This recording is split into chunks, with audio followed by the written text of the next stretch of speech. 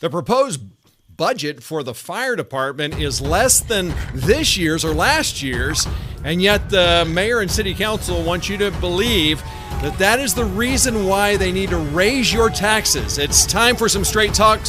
I'm Bunker Bob Steinhagen, and this is the Bunker Bob Show.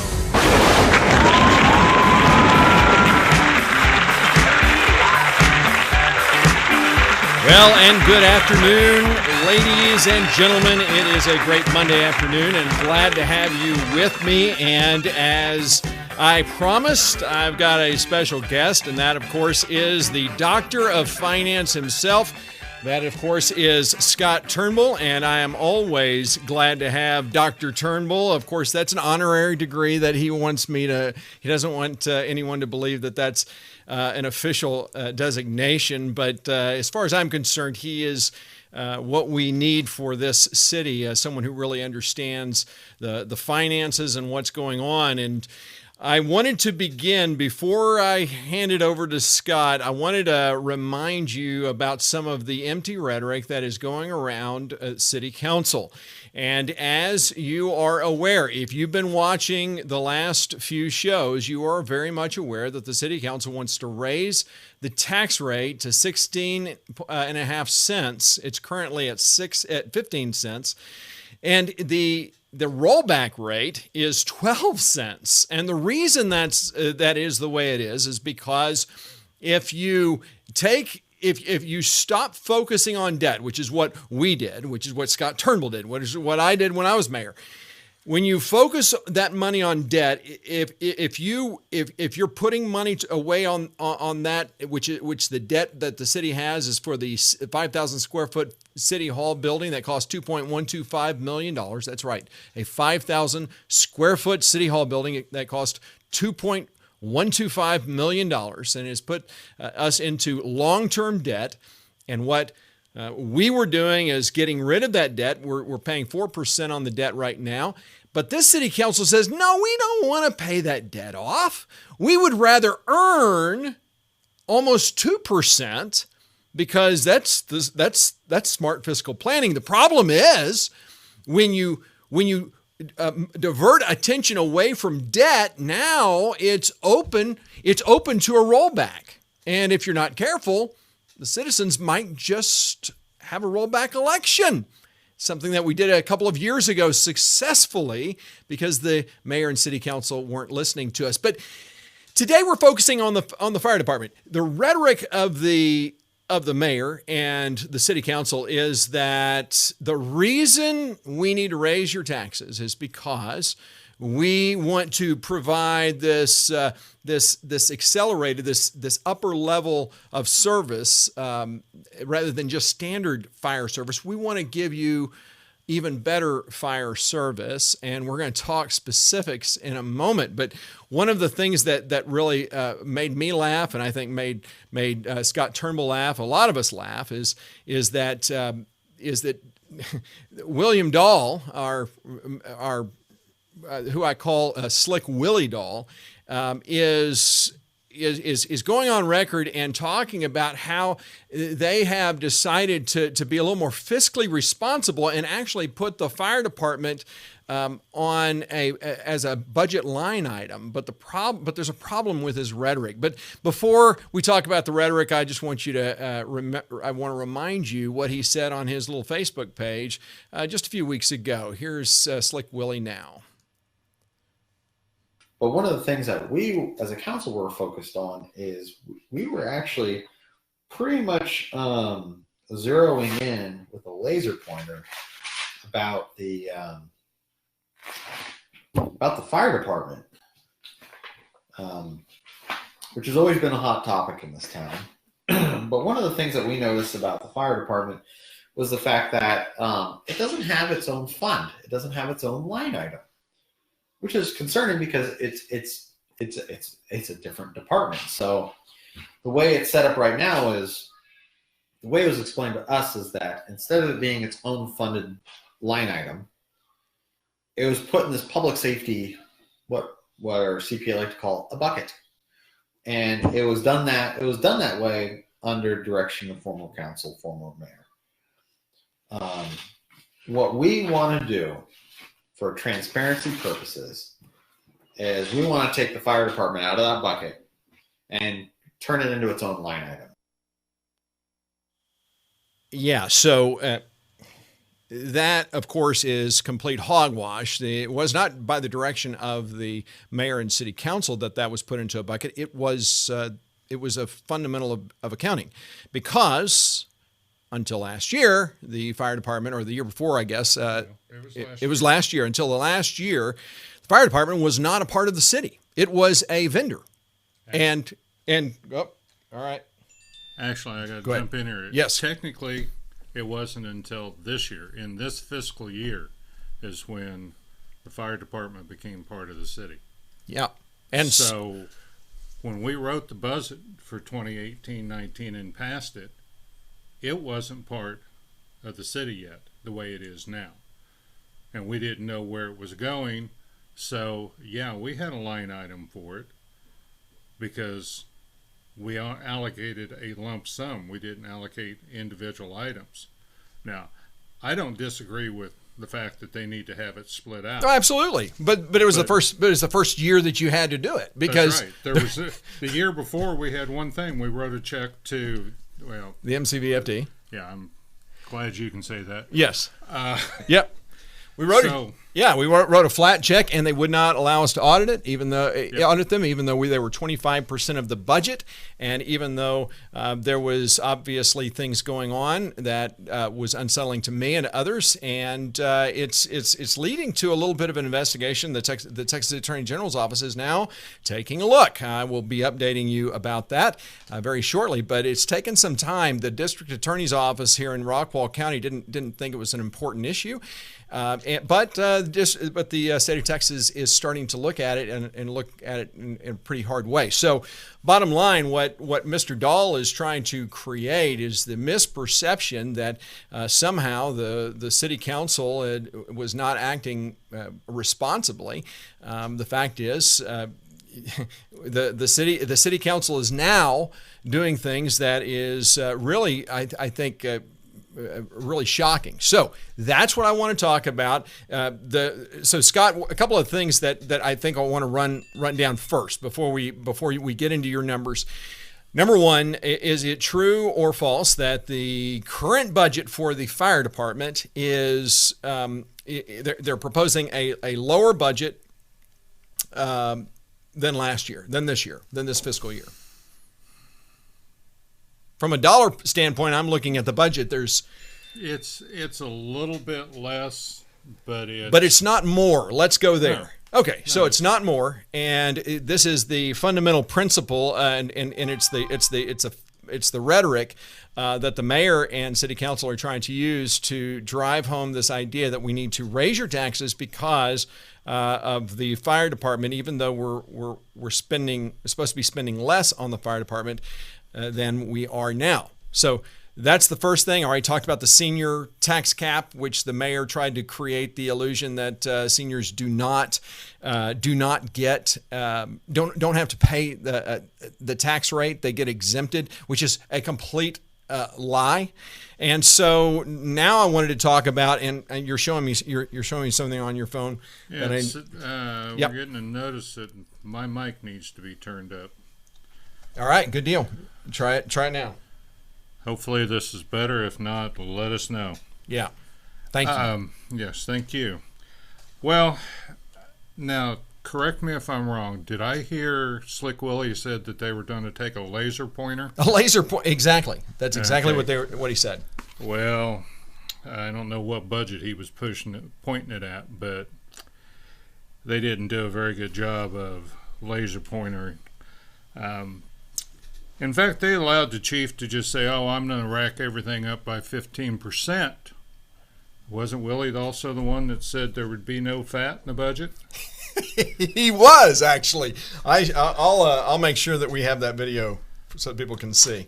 Anyway, before we get started on this, I do want to say it's nice to be here again to discuss how the city council is attempting to distract the taxpayers with transparency. Yes. While definitely reaching into their pockets and robbing them blind. We warned you last year during the election that the Kippet triplets would raise your taxes and destroy our 1.5 acre lot standard, and both will come to pass in the first 150 days of their term in office. Well said. I agree. Thank you. Keep going. But before we get into the nitty-gritty of the financial minutia that you've asked me to talk about, I've got to take a minute and request that you apologize to your daughter Campbell for misleading her.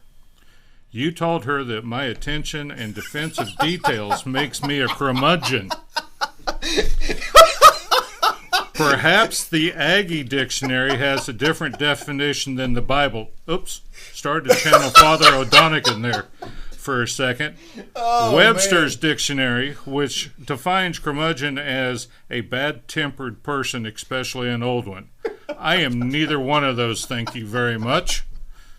Okay. Old is someone like your favorite Democrat, Billy Clinton, who's Yeah. 73. Okay. Or My Grandpa Joe Biden, who's 76, or your socialist idol Bernie Sanders, who's 78. Oh, yeah. Heck, I'm so young I can't even claim early retirement benefits from Social Security yet. Oh, really?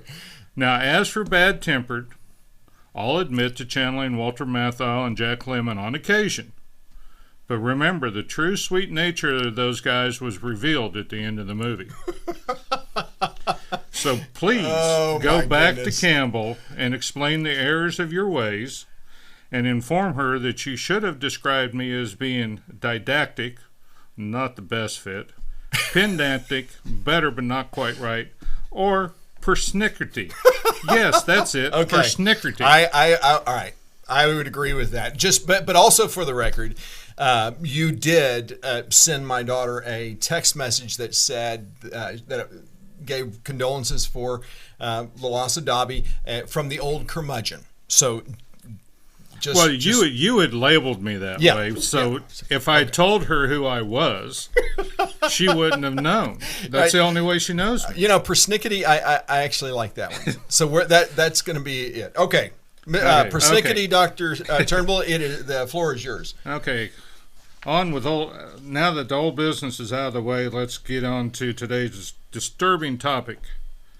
Funding MCFR Chief Simmons' phallus envy, or why we need to raise your taxes by 4 cents to buy an $850,000 aerial apparatus. A little prediction here, folks. By 2021-22, Simmons' proposed purchase date of your M&O, the date of Simmons' proposed purchase, your M&O tax rate will have increased by 6 cents from what it currently is. And why? Because if we allow them to make the 4 cent jump this year, they can increase the M&O rate by 8% each year without facing a rollback election. Now, to the numbers. Slide 1, please. You got it.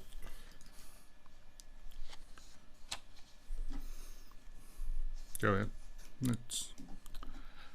And there we go. Drop down to the bottom of this, because this is where they explain what they're doing. The fire capital fleet replacement, they're going to move $269,800 plus any funds transferred from McLendon-Chisholm Volunteer Fire Department as that organization terminates.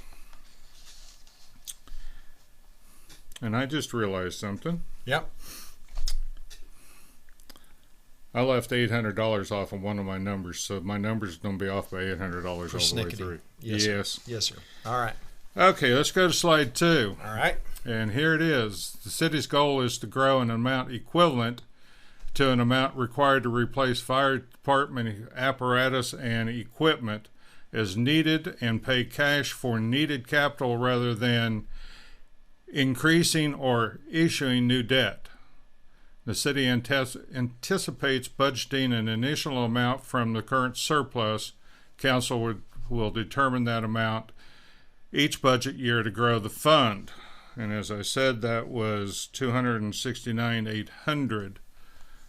So we'll move on to the next one, and that that's at the bottom of the page. You need anything on there? Yeah, I want to read this bottom paragraph of how they're going to replenish. And by the way, funds. this publication is from the city council. Right.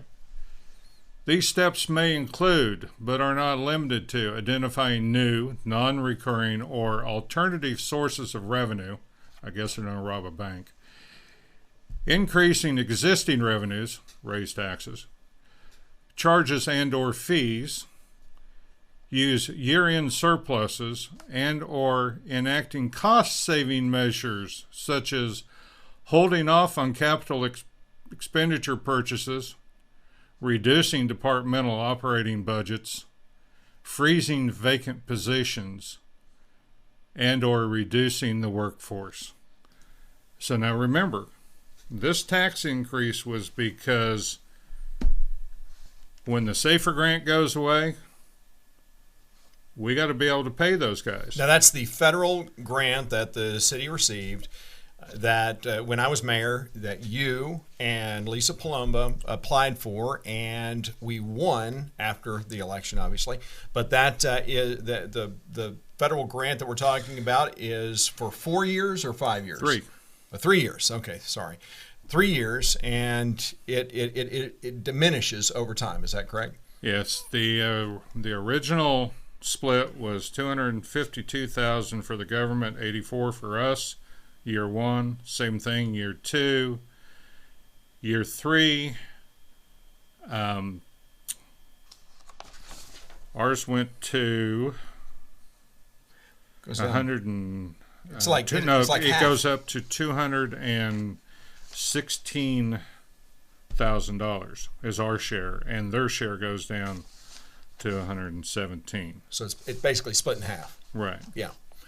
So. But that is, and then it goes away completely, and the whole purpose of that grant is to basically get departments started so that cities can come up with solutions on how to fund it thereafter. Right. It's to help start a department and or increase staffing. But the thing about this grant that I don't think a lot of people know, at the end of the 3 years, there is no control, restrictions on the city whatsoever. So the city is not obligated to continue doing things that it started. No. At the end of those 3 years, if we say this federal funded experiment was a bad idea, that it's not cost effective, we reduce the staff of the fire department, or we reduce the amount we're paying them. Okay. I mean, just like you would any other department, just like this document says they're going to do if they have a problem with fund balances, they can do with the fire department. But who's going to be the one to have the cojones to stand up and say, well, we're not going to keep all those sweet little firemen? Yeah, well, and we don't they have conservatives anymore. And they are. The guys are wonderful, but hey, what happened to Dallas when their fund went away? They took pay cuts. Yep. So it's not like it'd be the first place to happen. Nope. Okay, we've done slide 1, we've done slide 2, we've done slide 3. Let's go to slide 4, the brief by the chief. Yep. I want to slide down to the bottom of that. And he's going to get... When you say he, you're talking about Chief Simmons? Yeah. All right. Chief Simmons, I'm sorry, I was looking at the wrong sheet. The bottom half here, it says an anticipated replacement schedule for apparatus and equipment is as follows. Engines, 20-year replacement. New engine every 10 years. Now, we probably, can I just correct something that I said on a previous show? Sure. Because I think it was 2 shows ago that I said that I had talked to you beforehand, and we had talked about how the city of Dallas runs their fire engines basically into the ground. I had mistakenly said that one of the things we could do is purchase one of their engines. That's not what you were suggesting. You were saying that there are other departments around here, like Royce City or Fate, that they've got a a plan to renew their engines every 10 years or so? I don't think either one of those are on that plan, but I believe Rowlett is. Okay. And I wouldn't be surprised if Rockwell is. Yep. Now, neither one of those cities, if they do replace in 10 years, are going to have a lot of use. I mean, they'll be used, but they're not going to be abused like they are in Dallas. Right. At 10 years. Right. So I suggest to the chief that he talk to him and see whether or not he could set up an agreement to buy a truck at 10 years when they're ready to roll it out. Because A, it's around here, close. He can talk to the firefighters who use it and get a better idea of what condition the truck's in, rather than going to First and Fire or someplace else and buying a truck from who knows where. But that was just an idea. I mean, instead of going out and spending $850,000 on a aerial truck, maybe we could get one for, say, $400,000. You know, one that's, and this is an apparatus that's going to sit in the firehouse 350 days of the year unless they take it out to wash it. Well, they got to go to lunch, and I mean, they drive those things everywhere. So, well, they're not doing quite as much of that as what they were. Okay, but let's get back. Engines are in 20 years. By the way, I'm not saying this is definitive, but the information I got from the NFPA states that 25 years is actually the maximum service life for an engine before it must be retired. Good to know. Brush trucks, 10-year replacement. Specialty vehicles, 10-year replacement. And if you want to know what the special vehicle is, in our case, it's Squad 1. It's the fast attack vehicle that we bought. It's got a square box on the back. It's got a tank, foam, hose that can... Is that like a brush truck? No. This is actually... A brush truck's open in the back. Okay. Or ours are anyway. This has got a square box. In fact, it really almost looks like an ambulance coming towards you. All right. Because it's got the box. And we have one of those? We have one of those. That's not the one that Simmons drives? No. Okay. In fact, actually, I think you can see it on the web page if you pull it up. But on what webs? The city web page. Okay. And I'm assuming it's on the fire department web page, wherever that is now.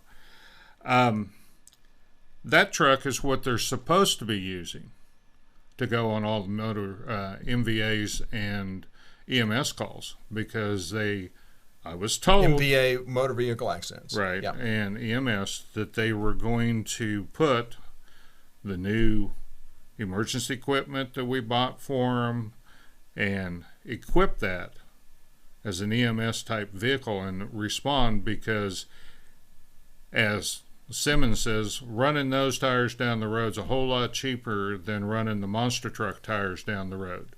And? Well, and as I said, I was told that they have a document now that says this vehicle goes out on this particular type of call, and that's the one that's supposed to be going out all the time. Okay. Unless it's a fire, which is going to be one of the two engines. If it's a brush fire, it's going to be one of the two brush trucks. Both of those make sense. Mm-hmm. But the EMS calls, motor vehicle, that Squad 1 is what should be going out, and what I've been told that's what he was going to do. Again, we don't have verification of capabilities that that's what's going on. Staff and command, 10-year replacement. Now, I just wanted to cover that because I want to switch to the next slide, which is what Chief Simmons presented to the council at their workshop. And it shows his main concern is replacing the most expensive piece of equipment on the list, which is the E1 Cyclone that we bought for $60,000. And he wants to replace it with a $700,000 to $1 million vehicle. Now, I averaged that out in my documents to $850,000. I split the difference. All right. First of all, what's an E1 Cyclone? That's the brand name. But what is it? I mean, It's a pumper. pumper? It's a Okay. pumper. So he wants to change a pumper and trade it in for a ladder truck. Well, okay, now he's doing a little something here because he's doing what's known as a quint, which is 5 things in one. It carries water, it carries ladders, it carries hose, it has the aerial apparatus, and it has the pumper capability on it. So it can be all things in all situations, basically, is what they claim. For only only $800,000. Hey, what a bargain! Yeah, well, maybe not, but so that's what he's focused on. So let's just see if what the city claims that they're going to do is actually doable. So let's go to slide 6, the calculations. Alrighty. All right. Now, as I said, we're going to have to adjust all these numbers, and you guys are going to have to do it. That 269,800. What? 269,000. 269,000. 269,000. Yeah. It's supposed to be 269,800 according to the earlier document. I'm really disappointed in you. Now, Very disappointed. before you get too disappointed, I believe I pulled this off of their budget document, so I think I may be correct, but I don't have those with me. I don't mean to be persnickety, but Yeah, I know. Anyway, so the budget at the end of this current year, the 2019-2020, the surplus they're projecting is $330,057. Now you add that to what they're going to start the CFR balance with, comes up to $599,057, and that's not bad. We're well on the way to getting Chief Simmons his aerial apparatus. And by the way, instead of calling it the Capital Fund Replacement Fund all the time, I've shortened it to CFR. gotcha. All right. Now in 2021, that's surplus, and we're assuming everything else stays the same. That surplus is another $330,500, right? Right. Nope. Wrong. Remember, the city's portion of the SAFER grant goes up from $84,000 Oh, that's right. to $218,400 Right. in the last year of the grant. That's an additional $137,000 the city's responsible for. So you take excuse me.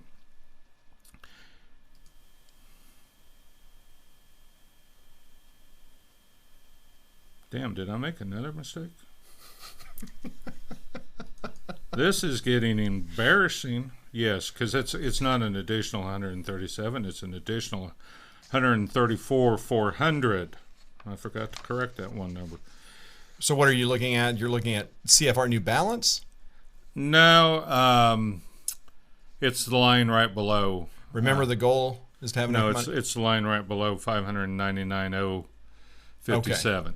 Okay, so what should that number be instead of No, 100? it is. That's correct. What I had in my paper I'm reading from was wrong, but this is correct. Okay. So you take 330,057 and subtract 134,400, and that becomes a surplus of 195,657.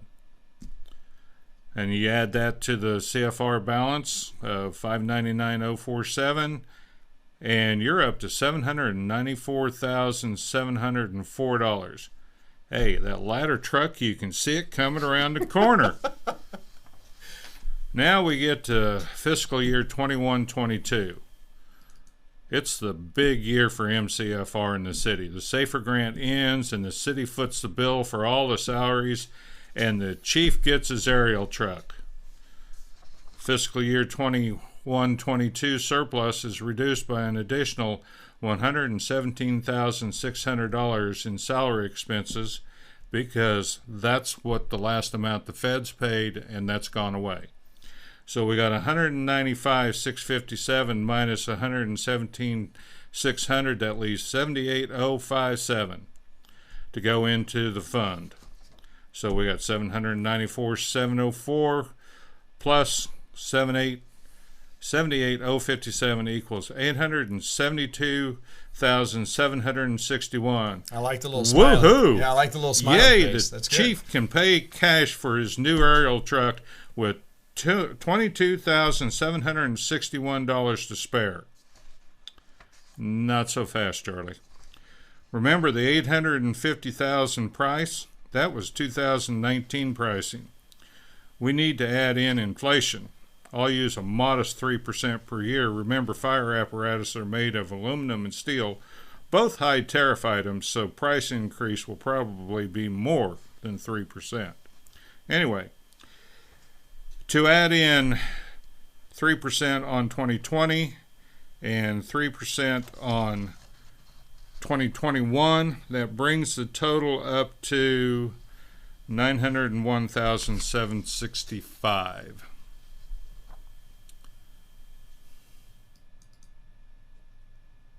That's what it says. 901,765. I'm trying to catch up with you. Okay. It's on the. Yeah, you're all the way at the bottom. Yep.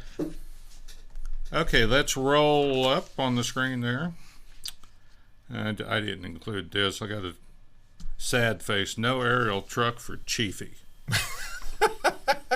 Because the CFR fund has $872,761 in it, and they need $901,765, so they're short $29,004. Oh, come on. The city can come up with an extra $29K for a fire truck, right? Yeah, probably if that was the total shortfall, but we haven't adjusted MCFR's operation by the chief's recommended 15% per year, nor have we accounted for the pay raises the MCFR personnel will expect after enduring a salary freeze for 3 years, and thus not having received the 7% yearly raise other city employees received. You know, fair's fair. So let's look at that number. Cost of operation cost increase in 2021 is $17,716. In 21-22, it's $20,374. The salary increases from 2019 to 2020, $35,556. 2021, $38,045. 21-22, $40,708. That's being everything stays where it is. Stays the all, same. All of the rest of the city's expenses have to be paid or come from increase in appraisals. And we're fixed it to 6.5%. No, I'm talking about the cost, though. I mean, the cost, or that's being you're not adding more employees. No, you're not. No, this is just keeping the same. This is taking his numbers. Yep. And increasing them by 15%, which is what he did this year, and they gave all the rest of the employees a 7% raise. So I gave the fire department 7% raise. I see. Okay, so now let's adjust the CFR balance for these items. Total surpluses for the 3 years between now and 2022 is $603,771. Adjusting for inflation increase to MCFR operations and expenditures budget and salary increases not received by MCFR employees, that comes up to a reduction down to $451,372 that can be added to the CFR fund, which puts the CFR balance in 2022 at $720,372. Remember, the aerial apparatus cost was estimated in 2019 at $850,000, adjusted for inflation at 2022, it's up to $901,765. That puts us at a deficit of $181,393 from having the amount needed to buy the aerial apparatus.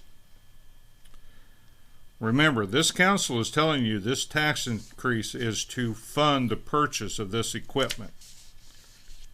It's also asking you to believe that the increases in appraised property values, new property added to the tax rolls, and all other revenue streams available to the city will grow enough to cover all increases to the cost of operating and maintaining the city, excluding MCFR, because they're not going to raise the taxes again, remember? Oh, that's right. Not after this. They won't need to. Yeah. Yeah. What a bargain. Oh, by the way, part of what I left out of this is they're also supposed to be building the reserve fund and, right. and maintaining it at 40% of the expenditures of that current budget year. So rather than paying off debt, they want to build a reserve fund. Yeah, and they're setting... That's what they're saying. Right, and they're setting, basically arbitrary numbers because their document says, if we need to change it, we can. Yep. Pardon me. Now, here's the thing that, and I'm going to channel former Councilman Larkin. Oh, the former treasurer of the MCBFD. Yeah. And remind people that all of the real financial experts are predicting an economic slowdown or recession. That usually translates into slower housing starts, building permits, less money spent at retail, sales tax, two of the city's main revenue streams. What's left? Increasing your property tax is what's left to make up shortfalls. Thus, my earlier prediction that by fiscal year 2021-22, the M&O tax rate would jump from 14,044.0 to 16,3809, which means your total tax rate will jump from the promised 16.5 to 19.7674 per hundred. And guess what? Part of the reason for that increase is because they haven't pointed out that somehow they found $25,000 left over in the INS budget that was never on any of the documents ahead of time. INS fund. And that we collected $17,000 in excess property tax last year. So they're reducing the $148,000 that we need to pay our debt service using those two numbers, or those two amounts, down to 107. That allows them to have a 0.0245 basically tax rate this year. But next year, when they don't have that excess money that's miraculously been found this year, they're going to have to raise the debt service rate. 2.45. You lost me. Okay. What is that? That's how they get to the 16.5. 16.5, you take off 0.245, that's roughly the number, brings you down to the 14,044.0. And that's how much of the 16.5 is going to operating the city under their budget. Okay. Now you look like I've just totally lost you. Well, yeah. Remember, you're throwing out. I'm a visual person, so it's hard for me to. I'm sorry. I should have included this on there, but I wasn't really going to talk that much about this. Yeah. Let's just say that again, transparency. Yeah. I haven't seen a document yet. Yeah, and that's where they say that they have found this money and they're applying it, and that's the reason they've lowered this.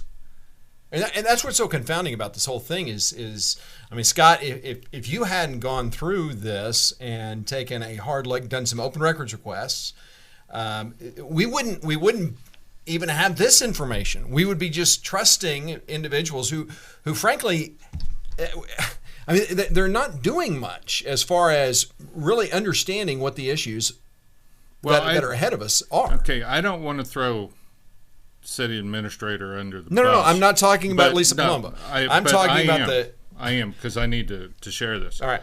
I asked her where the extra $17,000 came from and where the $25,000 came from.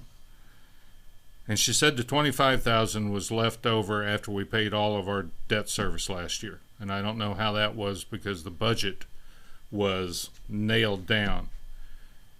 And she said the $17,000, she could never get a good answer from Rockwell CAD as to why we collected more than 100% of what our tax was supposed to be for debt services. And by the way, we did the same thing on the M&O portion too. There was about $30,000 extra on that side. Well, one issue as well is the Rockwell CAD has a new head. And so he's been making a lot of changes. I met with him.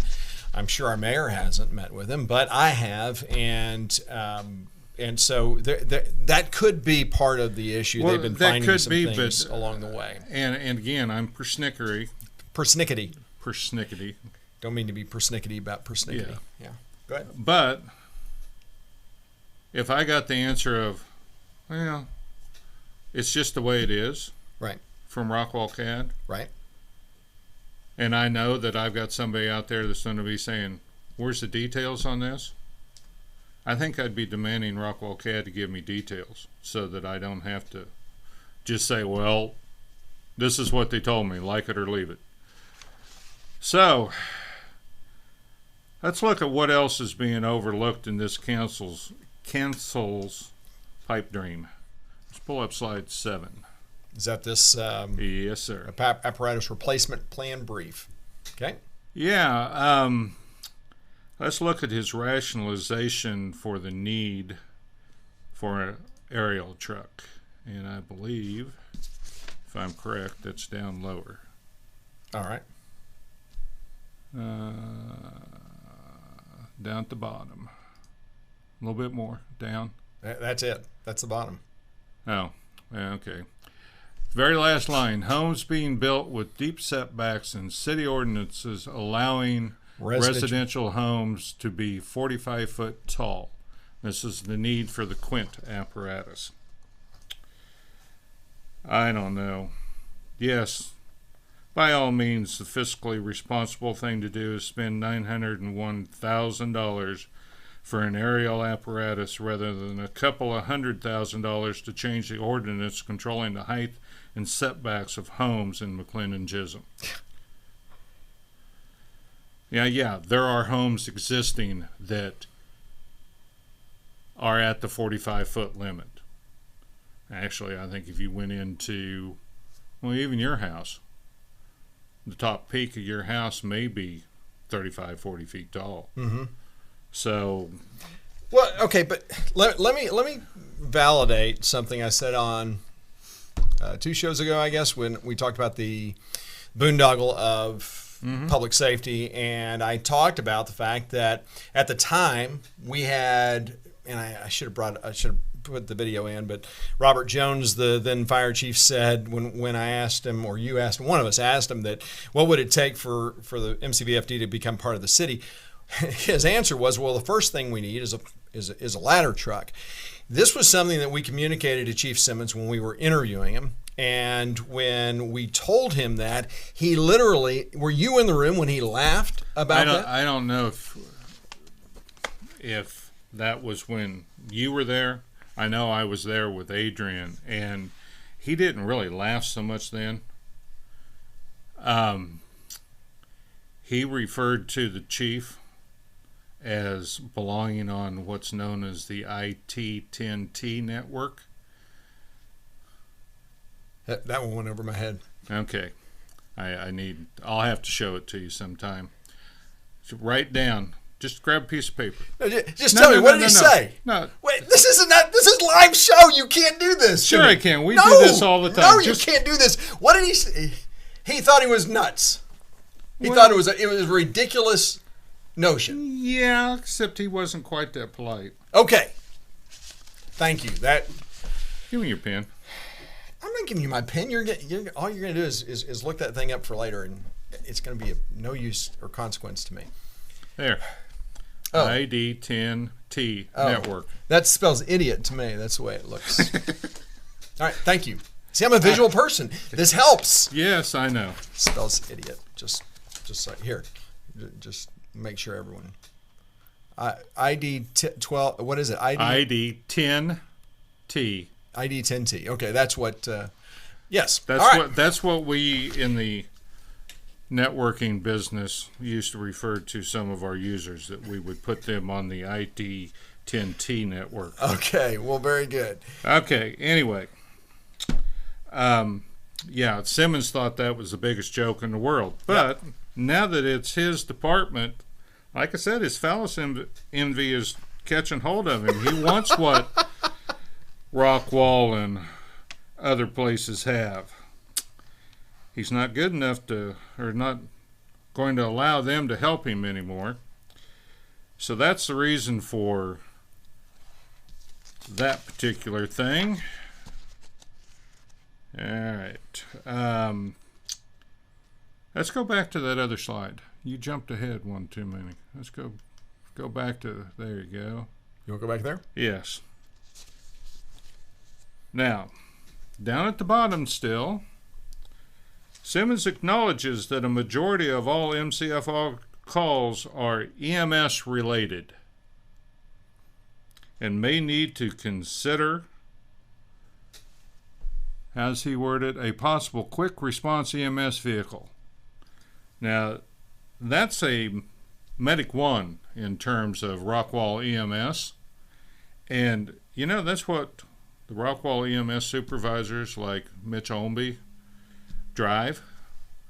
And it's the very vehicle we discussed with them of paying for. That's and exactly having right. One of their guys parked at City Hall so that they could meet the response times and meet our needs, and we wouldn't have to be running the big fire trucks or the brush trucks on these calls. Well, and I think one of the biggest reasons why we would want the Rockwall County EMS to do it as opposed to the McLendon-Chisholm Fire Rescue or McLendon-Chisholm Fire Department, whatever they're calling themselves now, is because only the Rockwall County EMS can administer drugs. They are the only ones who can act as paramedics. Those who are with City of Rockwall, Fate, Royce City, McLendon-Chisholm, they cannot administer drugs. And so basically the only thing, the best that those who are coming on an EMS call from McLendon-Chisholm can do is basic life-saving skills. And so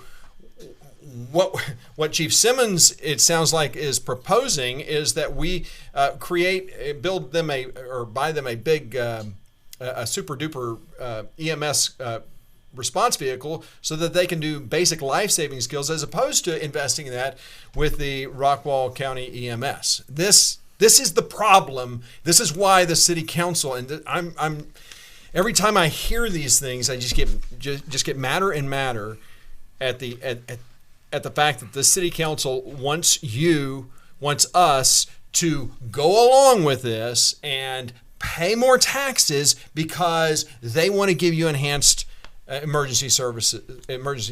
You're right. And I think if you ask him, what he's saying is he wants to replace that Squad 1 with a Tahoe. But guess what? By the time he equips out that Tahoe as a Medical 1, from what Olmby told us it would cost, it's going to be just as much as that Squad would be. Yeah, absolutely. Yeah, So, anyway, but and that brings up a point. Can you zoom in a little bit so we can see his dates there? Is that possible? Which date? That section there where it says engine 20 years, brush truck 10. Can you zoom in on that? No, I can't. Okay. All right. Well, you're just typical. Yeah, I know. Anyway, so what it We're on a budget says. here. So what it says: engines every 20 years, brush trucks every 10 years, specialty vehicles every 10 years, command vehicles every 10 years. Now let's go to slide 8. Okay. Is this one? That's that one. All right. Now, hopefully you can enlarge that a little bit. Let's take a look at it. And in 2022, which is 3 years from now, that 15-year-old apparatus is going to be 18 years old, 2 years short of its expiration date. But that's the one he wants to replace. But let's look down below there. He's ignored the Specialty Vehicle Squad 1, which is currently 13 years old and will be 17 years old, or 7 years past its expiration date in 2023. It says 14 on the slide there. Yeah, well, 2019 minus 2006 is 13 to me. Oh, but that's that's that's Chief Simmons. Oh, is this from Chief Simmons? Yes, it is. Oh. And by the way, just so that everybody knows, I don't want this coming out. We did not pay $680,000 for that vehicle. No. We paid less than $60,000 for it. Well, why does it say $680,000 there? I got in trouble for commenting on his Excel capabilities, so I'm going to. This has nothing to do with Excel. It has to do with punching a number in a keyboard. Okay, now remember, I can't get too rash on him because I may have screwed up at the very beginning. So, everybody makes a typo once in a while. You made an $800 typo. He's making a 600,000 or better, 620,000. Yeah, I know. Pickety. Anyway, that one's going to be 17 years old, and they're not going to replace it until after they buy the ladder truck. Booster Truck 42, which is currently 10 years old, will be 13 in 2023. And the chief is going to drive around in a command vehicle that is already 15 years old and will be 19 years old in 2023. Oh, man, that's awful. That's terrible. Is the council going to replace all of these outdated vehicles in 2023, or continue to run them and risk the safety of both the firefighters who operate them and the citizens who rely on them for assistance? All right, who wrote your script there? I did. I mean, really, if you're going to believe that they're not going to come out and replace one of those vehicles out of that CFR fund long before they buy the aerial, I got some land in Arizona that's beachfront. I got people apparently that'll buy it. They live in McLendon. They're on the city council, McLendon-Chisholm. Hey, one of the I'm getting pinged about 7% increase across the board for all upper staff is ridiculous. What CEO gives their staff a 77% increase? Okay, now that's outside of the scope of today's show. But I just got pinged. But yes, I know. Okay. But that's not fat. Okay. That's not fat. Okay. Go on. You can do it. You can keep a straight face. I'll say it one more time. That's not fat. Willie let it go through. Get the camera off me. So it cannot be fat. It's just you. It's just you. Yeah, 7% is ridiculous. I think most of the teachers around here, even with their gift from the state, probably didn't receive 7%. I don't think there's very many municipalities that would receive 7%, and it most definitely is not a cost of living increase. Yeah, but you don't live in McLendon-Chisholm, do you? Yes, you do, actually. Those people, I'm saying, they don't live in McLendon-Chisholm. I mean, come on. This is the land where government, big government, is where it's at. So I appreciate you bringing me these numbers. I want to talk about a couple of things. But let me, before we move on to your questions. Right. Thus endeth the lesson. Now I'll take questions. All right, very good. And so the thing that's been a struggle for me since before I got on city council, when I ran for city council and won by a landslide and the largest voter turnout in the history of our city by a factor of 3. You never get tired of saying that. I don't get tired of saying it because everyone loves to talk about how I was an appointed mayor. I was appointed mayor eight months after I was elected. I was appointed mayor because Nathan Hodges, the guy that was just appointed to be on city council, resigned as mayor. That's why I was appointed by the council to fulfill his unfulfilled term.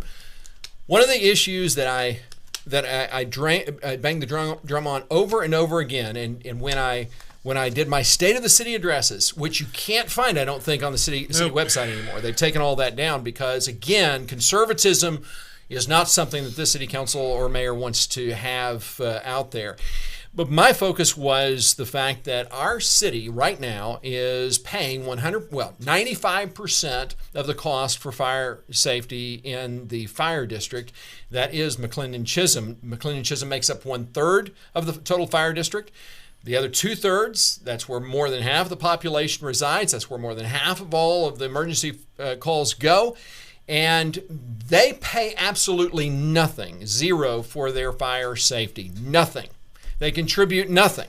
The county provides the city with $67,500. That used to amount to almost 13% of our total of what we were contributing to the fire safety. Now that $67,500 is just a drop in the bucket compared to what the city is paying, the federal government, your tax dollars through the federal grant that is about to go away, and then this city council wants us to continue that level of funding, but has no desire whatsoever to get those who are in the unincorporated area of the fire district to contribute to their fire safety.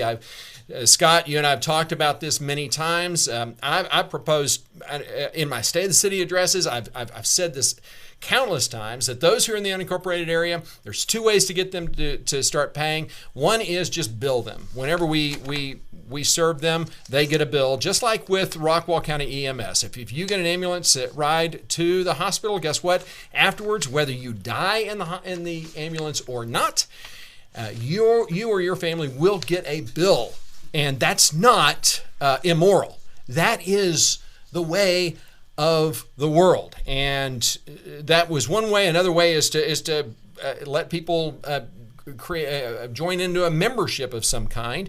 And so if they want to receive EMS calls, if they want our fire department to respond to EMS calls, well, then they should pay for it.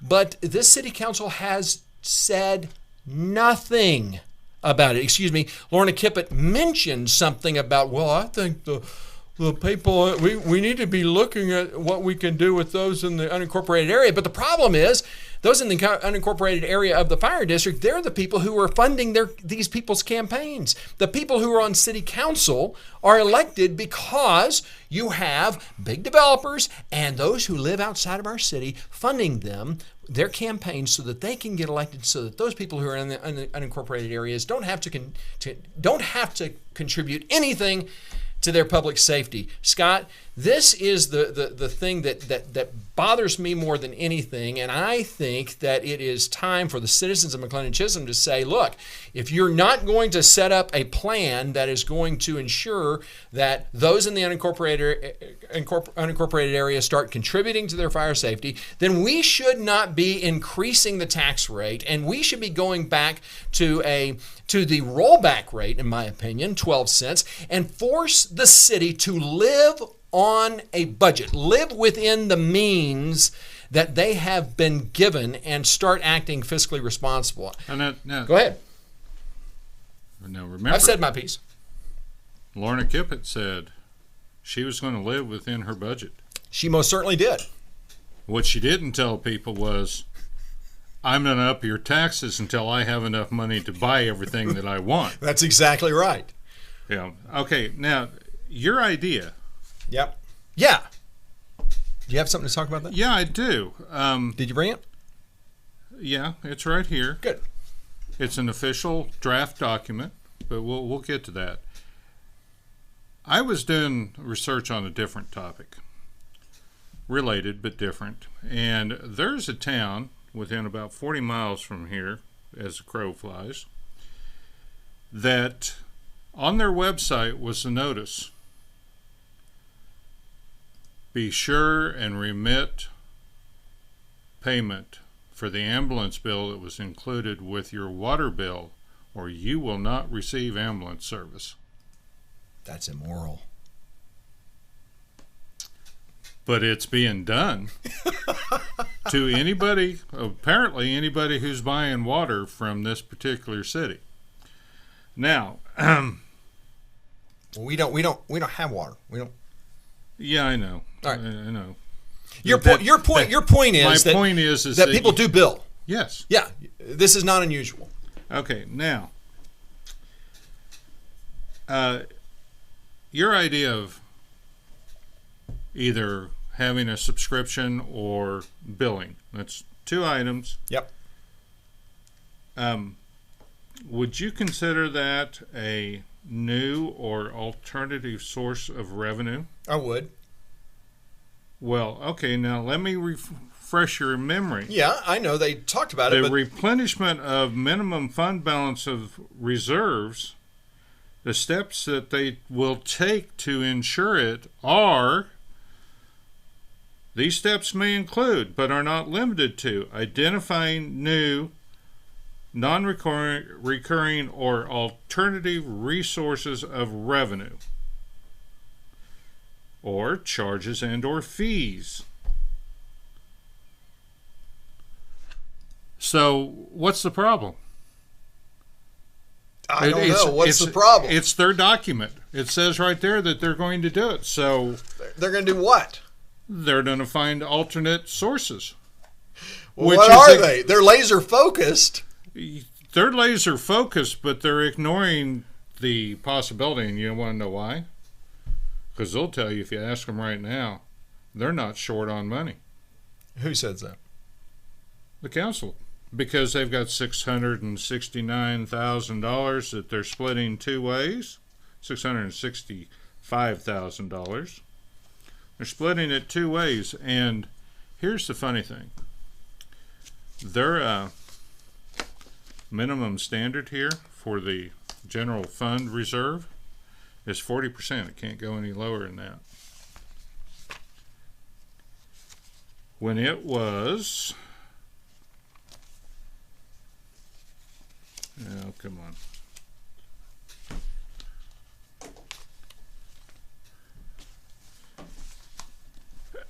The 665,000 happens to be 56% of the 2018-19 budgeted expenditures. So we're over already. No, that was our budget and the total general fund. Mm-hmm. We were at 56%. They're settling for a reserve of 40%. Wow. And 665,000 is 68% of the projected 2018-19 expenditures. So, okay, hey, so yeah. Excuse me, that first number, 56% of the total budget and 68% of the projected expenditures. Okay. All right. So we were way above what their goal is. Right. But they think it's necessary to have two pots, and it's really nothing more than two pieces of paper. It's probably going to be kept in the same fund. Right. In the same bank account. Yeah, exactly. It might not be that. Well, here. Okay. question that I had for you, because we talked about this earlier in the week. You were looking into the number of personnel, fire personnel that we have. Did you ever get answers on that? Because I have not yet, and All I'm coming back Thursday. All right, very good. Coming back Thursday, that's good. Because you know that social media post that we've talked about a little bit that says that there was Nathan Hodges? No, that there was overpaid. Oh yeah. Overtime. Yes. And Yeah, that I they don't were have it with me. that they were going to have to repay it. Yeah, that the fire department. Yes. I found a light item that may actually put some credence to that theory, Okay. and I haven't been able to confirm it yet. Have you ever found out why that happened? How on earth that could be that is even possible? Well, I haven't confirmed that it has happened, Okay. and when I do that, then I'll confirm how. All right. Well, that's good, because we have something to look forward to on next week, next Thursday. That'll be after the city council meeting. Tomorrow night is the public hearing for the budget, and correct me if I'm wrong, but the city council does have to take action tomorrow night. They do not. No, they have to set the rate tomorrow night, but they do not have to pass the budget. The last meeting of the month, the 26th, That's 27th. what I mean. Yeah, they have to set the rate, They can pass the final budget then but they have to take action on the rate. on the tax rate. Yes. Okay, and so they can't go back on that once they pass that, or do they have till the end of the month? No. Can they change it Once they finalize that tax rate, tomorrow night? that's what they have to live with. If tomorrow night, if they come in and say, "Oh, we've had a pang of conscience," and said, "We're going to leave it at 15%. We're not going to screw you over like this." No, that's an increase. Well, no, It's still an increase. Let me finish. We're going to leave it at 15% as it was, and we're going to leave the split the same way. With the debt going on to the Yeah. debt? Okay, well, If they do that, which I'll hold my breath Right. and expect the Cowboys to win the Super Bowl this year. I would actually take that bet over the I other. would too. Yeah, but, definitely. They could do that, but they're not going to. They're going to pass the 16.5 because they promised to be fiscally responsible and transparent. And oh, by the way, you are having a show tomorrow on the Yes. new developments. Yes. Well, it's not new, and I want to highlight that, because one of the reason I'm having this show tomorrow is because it's going to show not just the fact that our open spaces are a political football, that basically those who were running for office, I'm going to remind you, every one of them talked about how important preserving our open spaces were, when in fact they don't mean that. And I'm going to give you some evidence of fact to demonstrate why they are opening the door to this. But more than that, additionally, I'm going to also show how this will open up a new department, a new funding department, basically a new department for the city of McLendon-Chisholm to, as I said, grow and expand the size of our city government. That's what this city council is doing, and this proposal is basically going to open the door for that. And it's unmistakable. If you look closely at the proposal, there's no way around it. It will not just increase our population, our traffic, our crime, but it will also necessitate an increase in the size of our government. We're going to be having to hire people to take care of what they're trying to propose. So that is definitely something that you're going to want to. I think you know what I'm talking about. You catching on? You finally. Yeah. You said enough that I figured it out. All right. But, Yes. No buts. Let me make my case tomorrow, and then. No, then I'm not going to. I want to add something, because unfortunately I won't be able to join you tomorrow. Right. What I want to add is those things that are being taken care of, that you're talking about, that are in that project. Yeah. You notice where they're located? Yes. That's what I'm saying. Yes, it's on city property. I know. Right. They're located on the property that we bought Yes. from the guy who's doing the development. Yes, and I'll be talking And about that. now- You're stealing my thunder. See, this is why you got to watch the show No, tomorrow what because I'm it's gonna going to. See, I'm just going to turn them off because. What, Because this is what's most important. You need to pay attention. You need to go to city council meeting if you can, because what you're going to learn today, what you're going to learn tomorrow, is very important, and it will obviously you need to share this video with your friends, with your neighbors, because what's happening in our city is exactly what we warned you about it. This is not about saying I told you so. This is about saying, hey, it's not too late. We can band together. We can make a difference, and don't forget, if the city council says let's move forward with a 16.5 cent tax rate increase, fine, they can do that. We, the people, have the opportunity to do a tax rollback election, and we'll talk about that if they do pass that tomorrow night.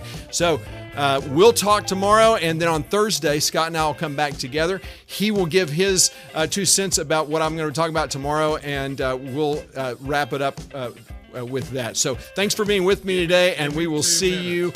We will see you next time on the Bunker Bob Show. I hope you have a great one. Thanks again.